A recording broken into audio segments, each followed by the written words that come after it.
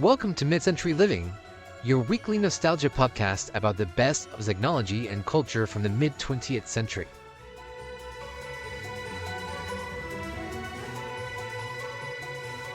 Welcome back to Mid-Century Living, the show where we talk all about the best of the mid-20th century and how to add the vintage vibes to your modern life.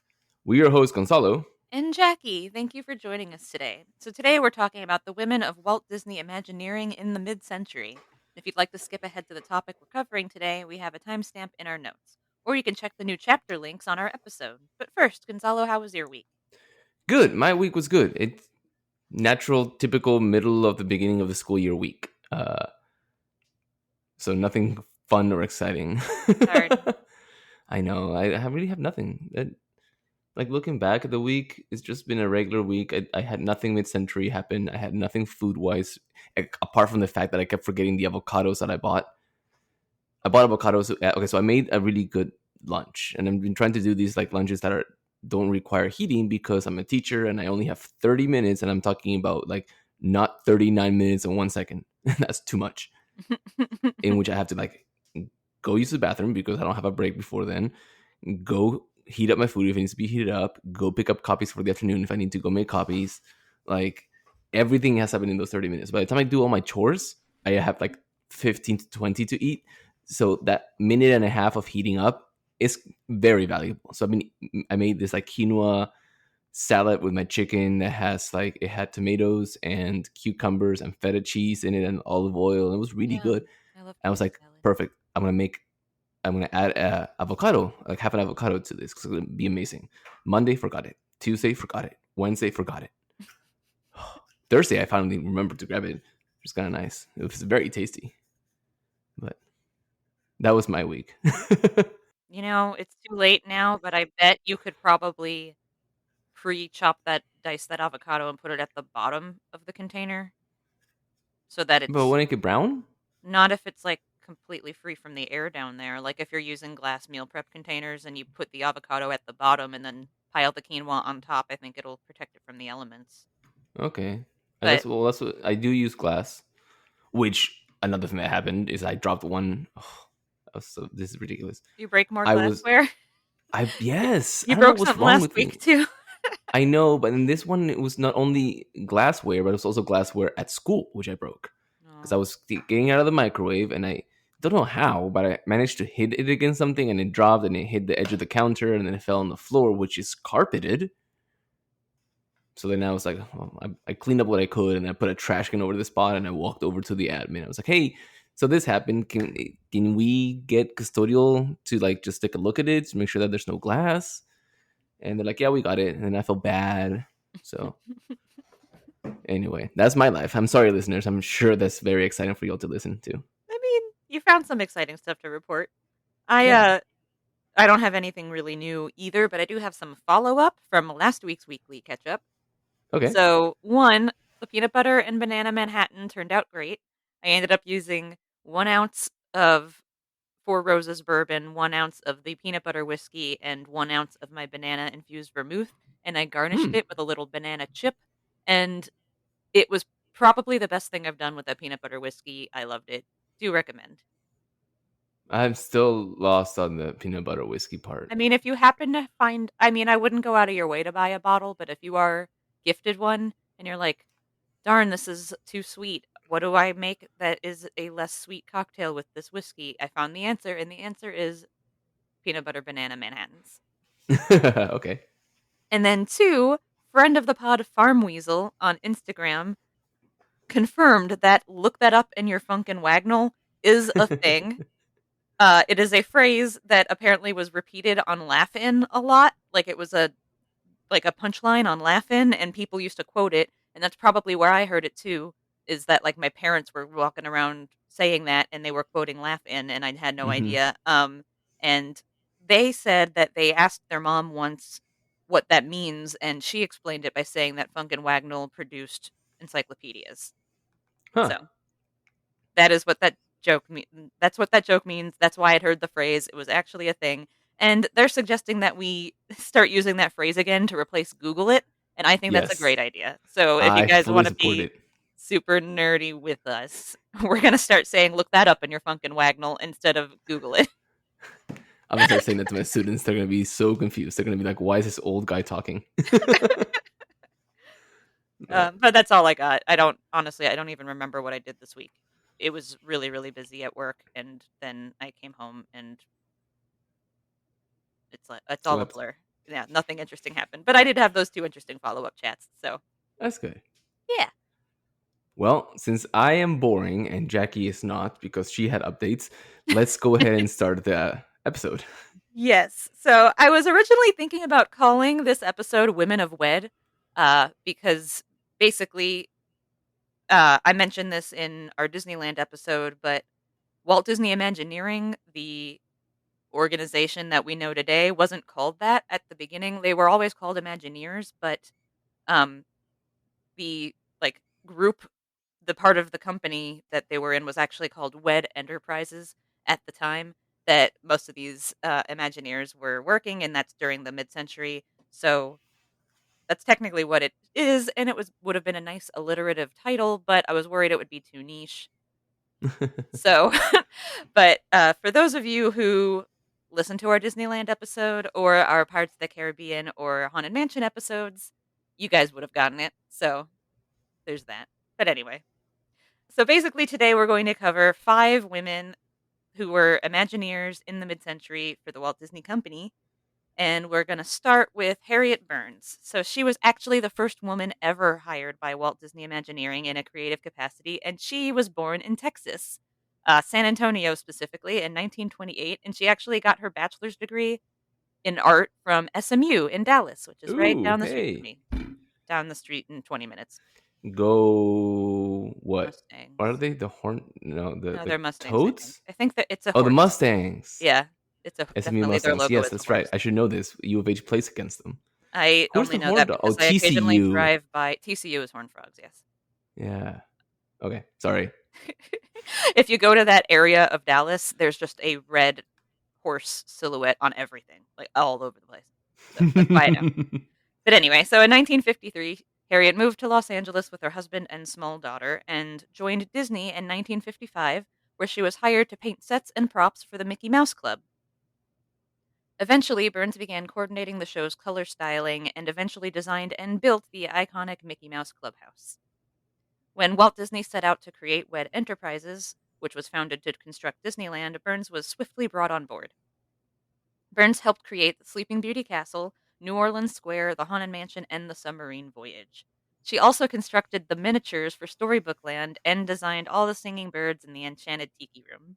Ooh. Harriet did a lot of detail work, like applying individual feathers to the Tiki Room birds and individual leg hairs to that one pirate on Pirates of the Caribbean. Individual. Individual leg hairs. That's attention to detail to a T. Yep, that's the magic of Disney. Harriet also worked on everything from figure finishing to stage design for attractions featured at the New York World's Fair in 1964, including Great Moments with Mr. Lincoln and the Carousel of Progress. On occasion, when Walt would introduce new theme park attractions to television audiences, she would appear on segments of Walt Disney's Wonderful World of Color. Fun fact, Harriet wore a dress and heels to work every day. She explained in an interview, "It was the 1950s. I wore color-coordinated dresses, high heels, and gloves to work. Girls didn't wear slacks back then, although I carried a pair in a little sack just in case I had to climb into high places." Nice. Harriet Burns was named a Disney legend in the year 2000. Next up, we have Alice Davis. Now, listeners of the pod should remember Alice Davis from our Pirates of the Caribbean episode, which we will make sure we link in our show notes. So she was a costume designer. In addition to Pirates, she also worked on It's a Small World and the Carousel of Progress. Alice's Imagineering story starts when she received a scholarship to attend the Chouinard Art Institute, the renowned training ground for Disney artists, from the Long Beach Art Association in 1947. There, she met her future husband, Mark, who was an instructor at Chouinard at the time. Fun fact, they were married for 44 years, all the way up until Mark died. I really do love that. Alice launched her career designing women's lingerie and undergarments for the Beverly Vogue and Lingerie House in Los Angeles. She was quickly promoted to head designer, and as her career progressed, she designed 2 lines of fashion lingerie and earned a reputation as an expert pattern maker and authority on uses of fabrics. In the mid 1950s, Mark Davis called her asking her to help out the animation department with Sleeping Beauty. Mark needed a costume designed and created for some live action reference footage being filmed to help with his animation of the lead character, Briar Rose. Alice recalled, quote, Mark wanted to see how the skirt worked in live dance steps, and that was my first job at Disney, end quote. And that first job led Alice to design costumes for Disney's live action motion picture, Toby Teller. In 1963, Walt Disney recruited Alice to contribute her skill to the attraction It's a Small World for the 1964 and 65 New York World's Fair. Alice created more than 150 intricate audio animatronics costumes in less than a year's time. Whoa! Right? That's a lot. Like the math isn't mathing, but that's like a couple of days only per each. Mm-hmm, mm-hmm. Um, Alice researched the 26 countries and crafted designs that represented each while reflecting the animation sketches drawn by Mark Davis and the palette developed by Mary Blair, but we'll hear more about Mary in a little bit. In 1965, she translated the pirate's attire from Mark's original drawings into clothing designs and patterns for all the costumes featured in Pirates of the Caribbean. Be sure to listen to our podcast episode about that, which I mentioned earlier, to hear a funny story about sewing backup costumes for the animatronics and what a great idea that was. Later, Alice contributed to General Electric's Carousel of Progress and the Flight to the Moon attractions.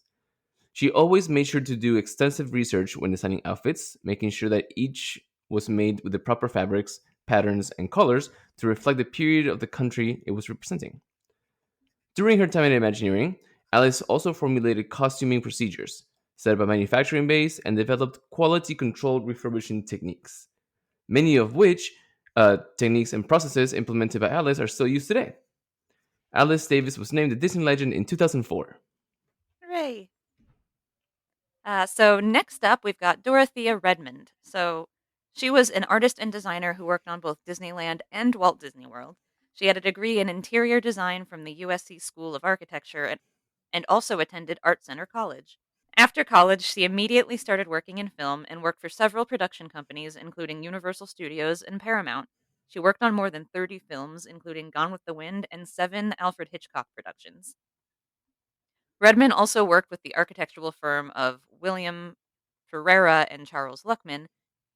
There, she did designs for the interiors of Los Angeles International Airport and the Los Angeles County Museum of Art. And she also helped design the Seattle Space Needle. Ooh. Tired of 10 years working weekends to meet Monday deadlines, which is a quote, Dorothea joined WDI in October of 1964. Her first project involved the transformation of Disney's Red Wagon Inn restaurant into the Plaza Inn. She worked with art director Don Hench, and she transformed the inn into a graceful dining facility that ended up becoming one of Walt's favorite spots to host guests. Her next project was to design interior settings for New Orleans Square. Dorothea did many interior and exterior views of the area restaurants and shops, um, bringing a rich reality to the finished work. She worked with art directors Bill Martin and Bob Brown, as well as Walt himself. Dorothea developed the interior paintings of the Royal Suite, which was a Disney family hideaway atop New Orleans Square, and it was once the home of Disney Gallery, and it's currently the Disneyland Dream Suite. Wait, you can stay there? Uh, yes, if you win some sort of lottery. Oh, Like, okay. you can't just book it. Oh, okay. Dorothea remained at Walt Disney Imagineering to work on the Walt Disney World project in Florida, where she painted watercolor concept art of Fantasyland, Adventureland, and Main Street, USA. Marty Sklar once said that her watercolor sketches were extraordinary placemaking. They expressed the concept so beautifully that you felt like you'd already been there in her restaurants and shop interiors. Walt's Suite for New Orleans Square or along the promenade in Epcot's World Showcase. One of her most amazing, invisible, and probably what she's most famous for accomplishments was designing the elaborate murals in the walkway of Cinderella Castle, which tells the story of Cinderella in 5 15 by 10 foot panels. They're made out of 1,000,000 pieces of multicolored Italian glass, real silver, and 14-karat gold.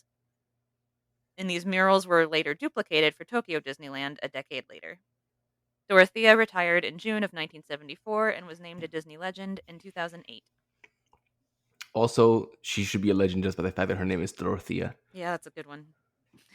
But I can't think of anything more mid-century than that name. Next up is Leota Toombs. She is another name you should recognize if you listen to our Haunted Mansion episode. Leota, who went by Lee for short, began her career at the Walt Disney Studios in 1940 when she was hired to the ink and paint department. She then transferred to the animation department where she met animator Harvey Toombs, whom she married in 1947, and this happens to be a like pattern we're seeing here. Yeah. She did, however, leave the company in 1948 to raise her children. In 1962, Walt Disney Imagineering called and asked her to come back to work for some big projects they needed her help with. She created and developed designs for Disney's attractions at the 1964 and 65 New York World's Fair. After the conclusion of the World's Fair, Lee began working on two big Disneyland attraction projects, Pirates of the Caribbean and the Haunted Mansion. Leota is most famous for being the face and the name of Madame Leota, the disembodied head in the crystal ball in the Haunted Mansion seance room. Co-Imagineering Yale Gracie needed someone to test out the effect and chose Leota. Leota's daughter Kim, talking about this moment, said, quote, Yale Gracie came over to mom and looked at her face. He goes, yeah, you've got about the right details. I like your cheekbones. Your eyes are just about the right distance together. We want to try this weird little effect for the Haunted Mansion. Do you want to try it out? End quote. I put my own inflection into the words, thinking of how he would say it. No, I really feel like I was there. They ended up loving her look, but her voice was too high, so they cast Eleanor Audley, the voice of Maleficent and Lady Tremaine, to bring Madame Leota's voice to life. However, Leota Tomb's real voice is the one used in Little Leota, the bride who tells you to hurry back at the end of the attraction. Lee relocated to Walt Disney World in 1971 to start up the on-site team that would maintain shows and attractions, and returned to California in 1979 and continued working for Imagineering, training many Disneyland figure finishers and artisans. Fun fact, Leota's daughter and granddaughter also both became Disney Imagineers. Kim Irvine, Leota's daughter, started as a summer intern helping with the launch of Disney World in Orlando in 1971. And she's also famous for being the face of Madame Leota in the holiday overlay version of the Disneyland attraction.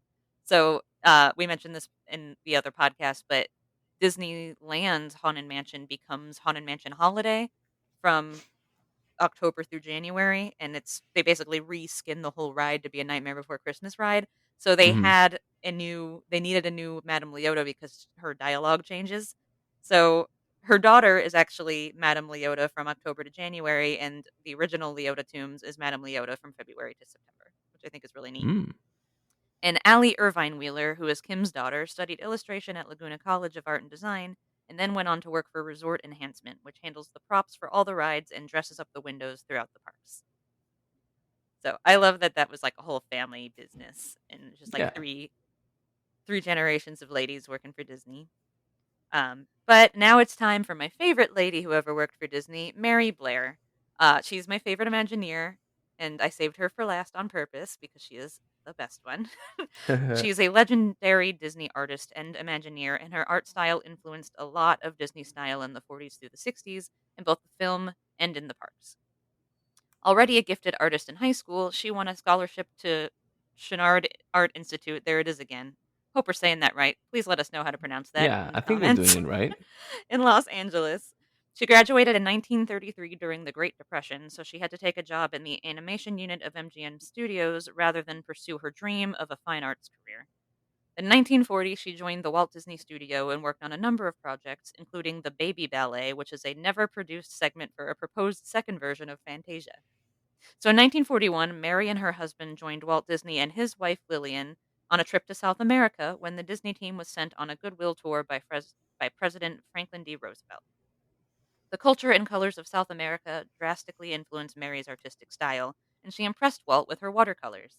Because of this, she was named art supervisor on both Saludos Amigos and The Three Caballeros, two films directly inspired by the trip.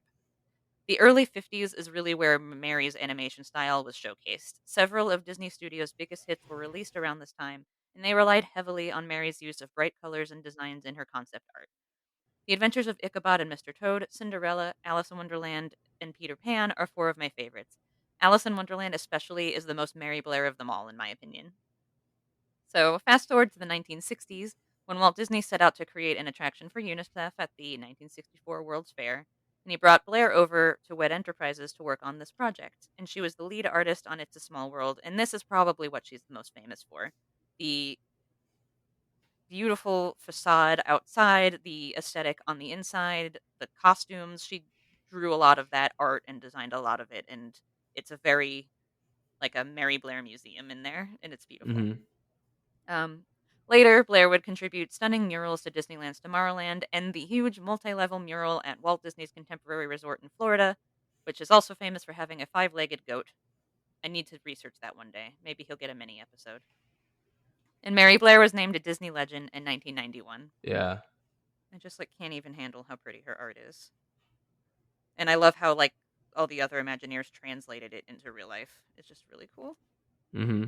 Our main connection to today is, I guess, all the years that they were named Disney Legends. And obviously, if you haven't already, you need to go back and listen to our Haunted Mansion and Pirates of the Caribbean and Disneyland episodes. We go into more fun details, not just about these Imagineers, but all the brilliant people who brought all these Disneyland attractions to life. We'll link all of that in the show notes. If you want to learn more about modern female Disney Imagineers, there's actually a book called Women of Walt Disney Imagineering that was published in 2002. It's filled with interviews with 12 female Imagineers who worked with Disney from the 80s to today. And D23 posted a little preview post with some snippets from the interviews. So if you just want to kind of take a peek, we'll post a link to that in the show notes too. Awesome. Also, if you're interested in Walt Disney Imagineering in general, there are several fascinating Imagineering specials on Disney Plus. And while you're on Disney Plus, you should rewatch Alice in Wonderland because it's a masterpiece. It is my favorite, honestly, my favorite Disney movie. My favorite animated Disney movie. It took me a while to like it. Like when I first watched it for the first time, I was very confused. It was also one of the only two movies that we had in English Mm. growing up, so there was also that. That's a Um, horrible movie to learn English to. well, I don't know They if I speak was learning backwards a English lot to and it. like the Yeah, use words like contrariwise, which actually is a word. I mean, I don't think I was like using it to learn English. I was at a bilingual school, but um, yeah, I remember being like, I don't know if I like this. And then the cat was weird when I was little. Now every time I see a Cheshire Cat moon, I text Jackie Yep. and try to take a picture of it. And then I never understood Twiddledee Tweedledum. I was so confused with the random like story of the oysters. The Curious Oysters. Yeah, Oh, and then I I was love that trying to movie so much. that came up not long ago in my family at dinner. And I was like, yeah, like in Alice in the Wonderland, you know, like with the oysters. So I was just like, when are there oysters in that movie? And I go, there's a whole story, and like the walrus eats them, like he's not supposed to eat them, and like they're singing along, and then this is just the shells. And she's like, I don't know what you're talking about. Every time I see oysters on a menu, I think about that scene. But anyway, now that we're caught up to the present, it's time for our etiquette segment. So, Gonzalo, what do we have today? So today's etiquette segment is not really a segment about etiquette as much as it is a segment about fun things that are words in the 1960s. Actually, it comes from a post on Instagram from at thehistory.source. And apart from the fact that the music that was playing in the post was California Dreamin', which is one of my favorite songs by the Mamas and the Papas, the post is an image of some sort of magazine ad titled "How to Talk to Your Kid, comma the Hippie," and it's a list of words. So let's see if you know what these mean. Okay. All right. So there's acid head. What do you think? I'm just gonna ask you these and put you on the spot. Is it just someone who does acid? Yeah. Oh, okay. That was an easy one. was- All right, phew. yeah. Okay. Okay. What about bread or gold? Money. Yes. Wow, 2 for 2. Bringing me down. Like bumming me out. I just Yeah. I just replaced a slang phrase with another slang phrase. You're good at this. Okay, let's see if we can get a little bit harder one. Okay. Well, this one's easy. Crib or pad. Oh, that's just house or apartment. Yeah. Flower power. That's an aesthetic, right? Well, actually, it's something that you could say to your kid. Oh, It's huh. it's I've like never heard it saying, used in that context. I've only heard it Yeah, used it's to like- describe the vibes. yeah, carry and give flowers for love. It's Oh, very, very 1960s, late yeah, that's 1960s. nice. That makes me Okay, what think about of freak out? the end of Sweet Charity. Sorry, what? Freak out. Does it still mean freak out? It means to go into another world. So yes, Oh, freak out, but like with a Contrast. 1960s twist. All right, Okay. this one's gonna be easy. If you don't get this one, okay. Uh-oh. Grass, Mary Jane, Acapulco Gold. Well, it's weed, but I've never heard Acapulco gold. That's funny. Yeah. Groovy. Cool. Yeah, cool, great. It's not my bag. That's not my thing. These are easy. Yeah. There aren't any hard I ones. I thought these were hard. All right, suck it to me. Oh, that was a quote on Laugh-In where people punch them in the face. Yep, that But has does to it do just anything with mean like punching. hand it over, or is it really only Mm, existing for that bit on? I guess in that it just exists for the bit, but it means give it to me straight. Oh. Like tell me the facts. Oh, okay, because on the show they get punched in the face afterwards. So I guess All right. that's just a play on a phrase that already existed. Okay, so that was a hard one. Yeah. What about what a trip? Like that was wild. Yes, However they say it. experience. In the post just says experience. Yeah. And then where it's at. Oh, I stumped her. I'm just trying to figure out how to. It's like where the happening action is, like where the cool Close. place to be is, possibly. Is that what that means? Close is you. It's what you would say when someone asks you how things are going, because it's like how things are. Oh, Yes. I did not know that. Well, I've just been misinterpreting that the whole time. All right, you got me. Okay, and then one last one. Boob tube. TV. Yes. How did you know that? I really like the '60s, man. Even that man there was very 1960s. Well, now you've Okay, got so me in the vibes. what about catch some rays? That's sunbathing. Yeah. Okay. Well, I feel like I'm not gonna be able to have one up on Jackie on this one. I should have done this the other way around, but then it would have just been me laughing and making mistakes. Well, Well, that was fun. yeah. What do you think about them? Do you think that we should reuse these in today's world? I'm on the fence about boob tube, but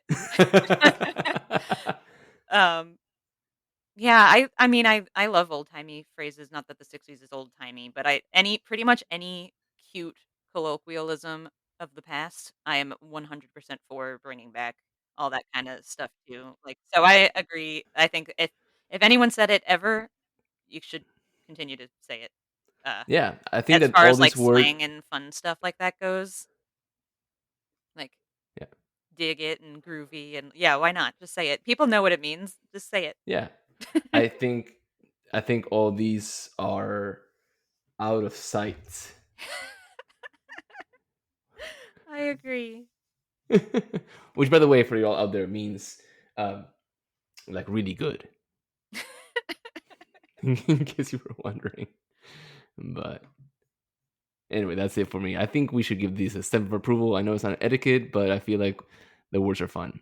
They are fun. And I'm going to start using them in school. I enjoyed that etiquette segment. Thank you for that. That was fun.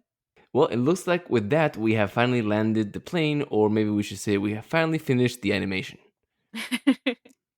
Thank you guys for listening today. If you enjoyed today's episode, please subscribe to the show and tell a friend.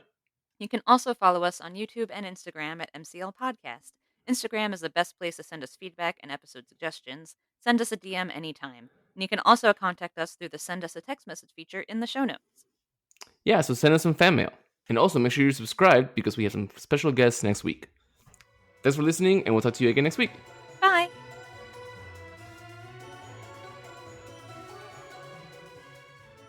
Thank you for listening to Mid-Century Living. Please subscribe, tell your friends, and leave a review. We are available on Apple Podcasts, Spotify, or wherever you listen to podcasts.